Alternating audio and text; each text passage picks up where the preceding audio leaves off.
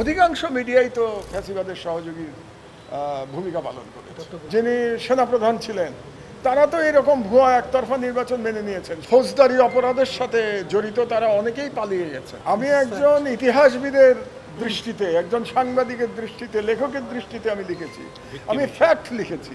এখানে আমি তৈরি করার কেউ না। তো কারণ হচ্ছে যে সাবেক দিন প্রধান যিনি সেনাপ্রধান ছিলেন তারা তো এরকম ভুয়া একতরফা নির্বাচন মেনে নিয়েছেন। শুধু মেনে নেন নাই, তারা ফ্যাসিলিটেট করেছেন।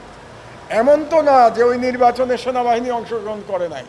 নির্বাচনে তো সেনাবাহিনী অংশগ্রহণ করেছিল, 2014-তে করেছে, 18-তে করেছে, 24-এ করেছে। তো যদি সেনাবাহিনী অংশগ্রহণ করে থাকে নির্বাচনে, তাহলে তার দায় তো তাকে নিতে হবে। আমি তাদেরকে কিন্তু আমি বলেছি তাদের নৈতিক দায় নিতে হবে। লিগাল দায় তারা নেবেন কি নেবেন না সেটা ভিন্ন আলোচনা, কিন্তু নৈতিক দায় তো অবশ্যই নিতে হবে। তারা তো বলতে পারতেন যে ঠিক আছে আপনি একতরফা নির্বাচন করবেন, আপনি একতরফা নির্বাচন করুন, কিন্তু সেনাবাহিনী এটার সাথে জড়িত থাকবে না। সেটা তো তারা কেউ বলেন নাই। তো এই দায় তারা এড়াবেন কী করে? আমি একজন পত্রিকার সম্পাদক।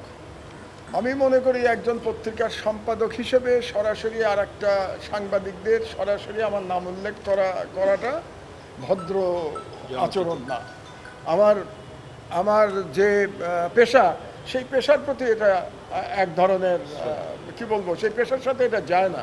তবে আপনারা যদি নাম জানতে আগ্রহী হন তাহলে আমার একটা বই পড়লেই আপনাদের আগ্রহ মিটে যাবে। বইটার নাম হাসিনার ফ্যাসিবাদ নির্বাসন থেকে দেখা। ওই বইতে কিন্তু আমি সাংবাদিকদের নাম বলেছি, কিন্তু আজকে আমি এই সাক্ষ্যে আমি তাদের নাম বলিনি। আর মিডিয়ার কথা যদি বলতে যাই, অধিকাংশ মিডিয়াই তো ফ্যাসিবাদের সহযোগী ভূমিকা পালন করেছে। এবং এটা অধিকাংশ মিডিয়া যদি করে থাকে তাহলে তারা কারা আপনারা খুব ভালো করে জানেন যে তারা কারা করেছে। এবং অনেকেই মানবতা বিরোধী অপরাধ যাদের নাম আমি বলেছি, বিশেষত যারা গুম খুন কিংবা অন্যান্য ফৌজদারি অপরাধের সাথে জড়িত, তারা অনেকেই পালিয়ে গেছেন। এই পালিয়ে যাওয়াটা আমাদের জন্য দুঃখের।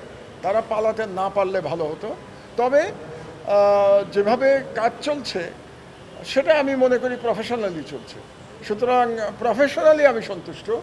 গতির দিকে আমার হয়তো প্রশ্ন আছে, আর একটু তাড়াতাড়ি হলে, দ্রুততার সাথে হলে এটা ভালো। আমি কোনো ব্যক্তিগত গ্রিভান্স নিয়ে আমি আসি নাই এখানে।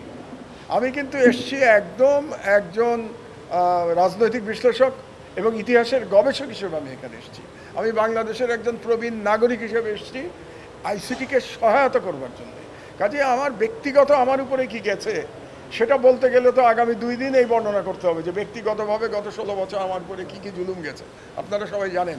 কিন্তু আমার ব্যক্তিগত প্রসঙ্গ আমি একেবারে সংক্ষিপ্ত রেখেছি আমার পুরো আজকের সাক্ষ্যে, এবং একেবারে প্রাসঙ্গিক না হলে আমি বলেই নাই বলতে গেলে।